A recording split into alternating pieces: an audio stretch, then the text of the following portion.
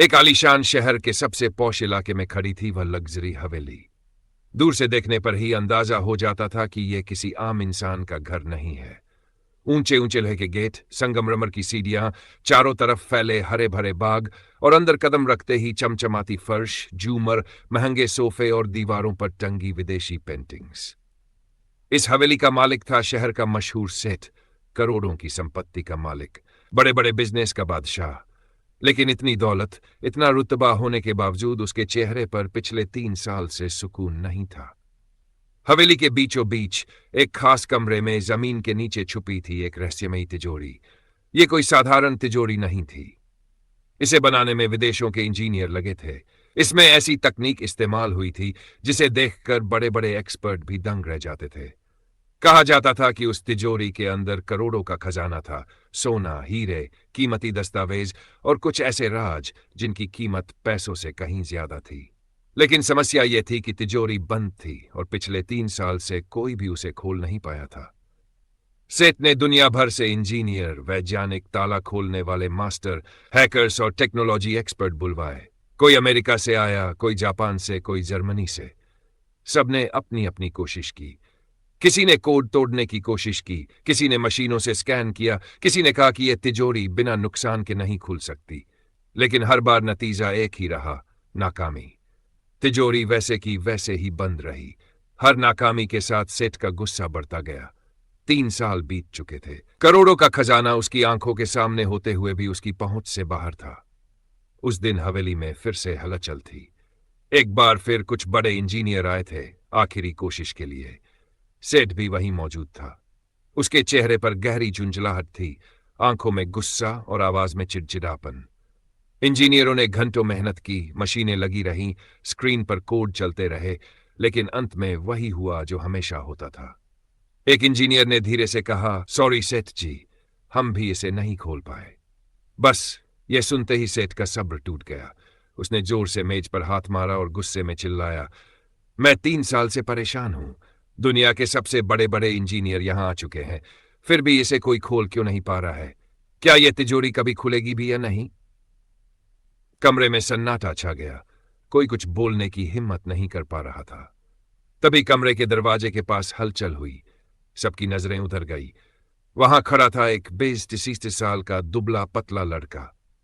उसके शरीर पर नीले रंग के फटे पुराने कपड़े थे, पैरों में घिसी हुई चप्पल, बाल बिखरे हुए और चेहरे पर मासूमियत के साथ आत्मविश्वास की हल्की सी चमक। किसी ने उसे पहले नोटिस नहीं किया था।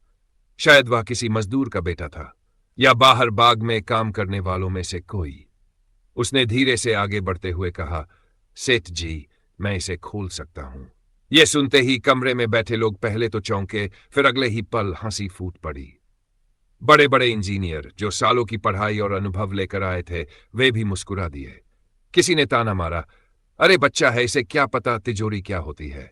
किसी ने कहा, शायद फिल्मों से सीख कर आया है। सेठ ने भी ऊपर से नीचे तक उस लड़के को देखा, फटे कपड़े, गरीब हालत। उसे गुस्सा भी आया और हैरानी भी। तू, सेठ ने तिरछी नजर से देखते हुए कहा, 3 साल में जो काम दुनिया के इंजीनियर नहीं कर पाए, वो तू करेगा? लड़का बिल्कुल नहीं डरा। उसने शांत आवाज में कहा, जी हां सेठ जी, अगर आप इजाजत दें तो एक बार कोशिश करने दीजिए। अगर मैं फेल हो जाऊं तो आप मुझे यहां से निकाल देना। कमरे में फिर से खुसर पुसर शुरू हो गई। कोई सेठ को मना कर रहा था, कोई मजाक बना रहा था, लेकिन सेठ कुछ पल तक उस लड़के को देखता रहा।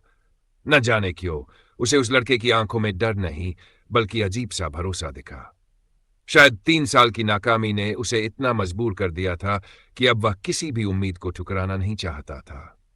सेठ ने भारी आवाज में कहा, ठीक है, 5 मिनट देता हूं। अगर कुछ भी बेवकूफी की तो अभी बाहर फिंकवा दूंगा। लड़के ने सिर हिलाया और तिजोरी के पास चला गया। वह घुटनों के बल बैठ गया। उसने न तो कोई मशीन मांगी, न कोई औजार, बस ध्यान से तिजोरी को देखने लगा। उसके हाथ तिजोरी की सतह पर घूम रहे थे, जैसे वह उसकी धड़कन महसूस कर रहा हो। सब लोग हैरानी से ये सब देख रहे थे।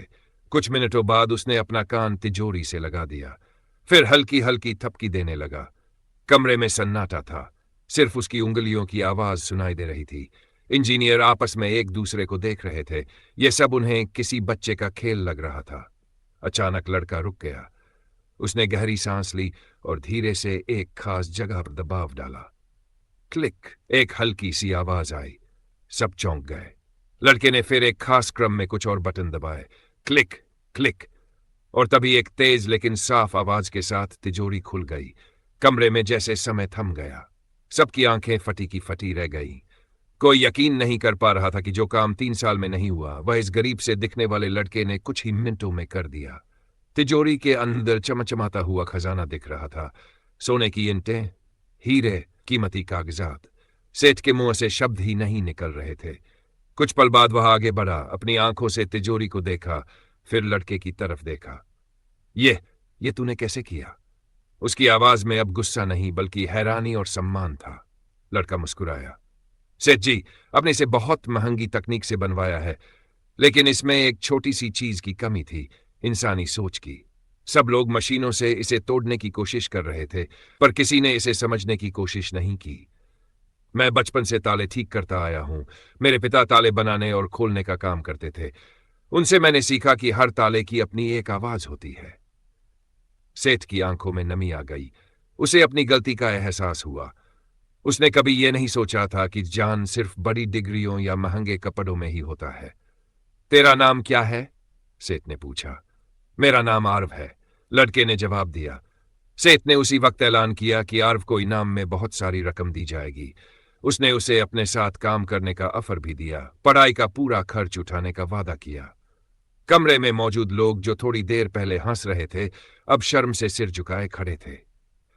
उस दिन सेठ की हवेली में सिर्फ तिजोरी ही नहीं खुली थी, बल्कि कई लोगों की सोच भी खुल गई थी।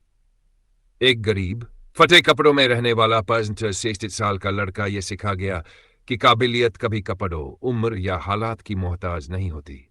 अगर हुनर और आत्मविश्वास हो तो सबसे बंद दरवाजा भी खुल सकता है।